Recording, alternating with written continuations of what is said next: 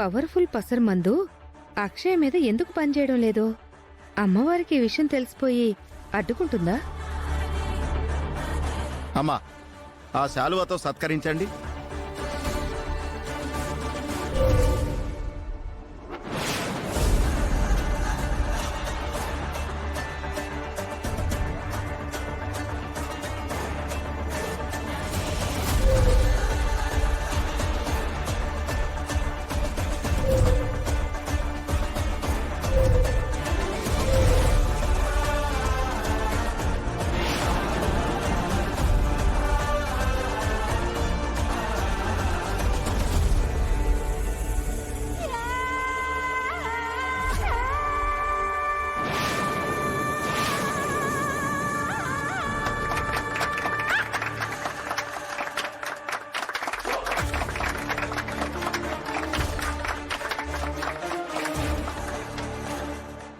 నీ కూతురు విషయంలో ప్రమాదం కనబడుతోందమ్మా. ప్రమాదం ఎటువైపు నుంచి వస్తుందో, ఎవరి నుంచి వస్తుందో తెలీదు, కానీ ప్రమాదం అయితే స్పష్టంగా కనబడుతోంది. అమ్మా, మీ ఇద్దరికి కూడా గ్రామం తరపున చిరు సత్కారం.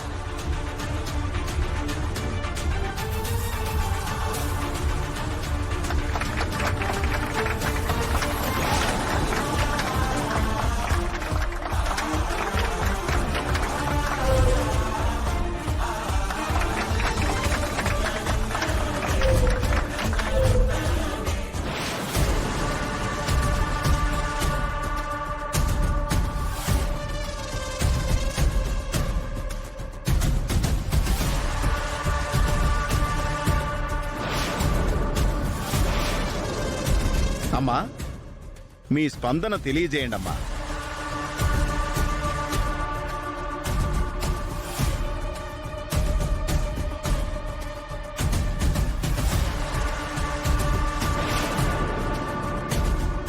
ఈరోజు నా కుటుంబం, నా ఊరి జనం సమక్షంలో నాకు, నా బిడ్డకి, నా భర్తకి ఇటువంటి గొప్ప సన్మానం జరగడం మా అదృష్టం.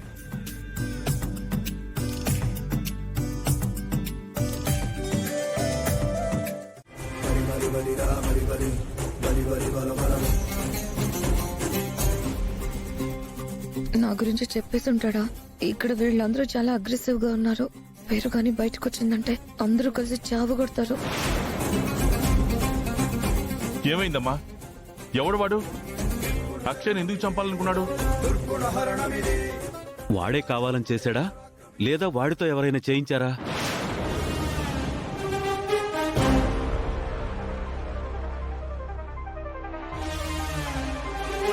వాళ్ళకి సమాధానం చెప్పకుండా నా వైపు చూస్తారేంటవని? ఆ సమాధానం నువ్వే.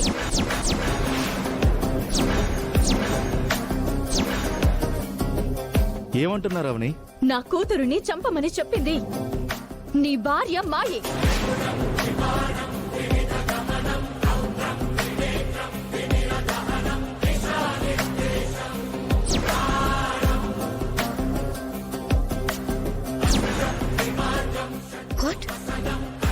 ఆర్ యూ మ్యాడ్ అవని?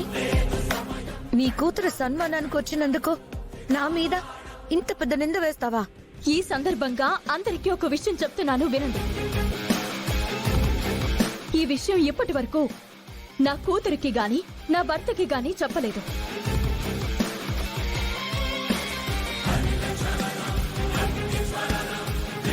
నా కూతురికి సన్మానం జరుగుతుంది కాబట్టి ఎటువైపు నుంచి ఎలాంటి ప్రమాదం వస్తుందోనని నేను భయపడి తాళపత్ర గ్రంథాలని పట్టుకుని మా కుల గురువైన సిద్ధేశ్వర స్వామి దగ్గరికి వెళ్లడం జరిగింది.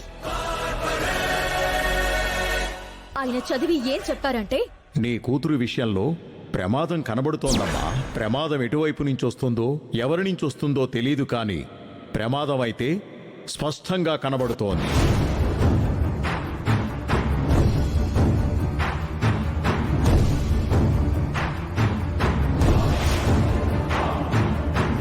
ఈ విషయం నా కూతురికి చెప్తే కంగారు పడుతుంది అని, భర్తకు చెప్తే భయపడతాడు అని, కుటుంబానికి చెబితే నమ్ముతారో నమ్మరో అని నాలోనే ఉంచుకున్నాను. ఈ వేదిక దగ్గరికి అడుగు పెట్టిన క్షణం నుంచి నా కళ్ళు అప్పుడప్పుడు గండాన్ని గమనిస్తూనే ఉన్నాయి. మనిషిని మీ ముందున్న మనసంతా ప్రమాదం గురించి వెతుకుతూనే ఉంది. ఆ గండాన్ని ఏర్పాటు చేసింది ఈ మాయే. ఇంకో విషయం కూడా చెప్తాను వినండి. వశీకర అంతమైన తర్వాత ఈ మాయ శవాల కోటలోకి వెళ్ళింది.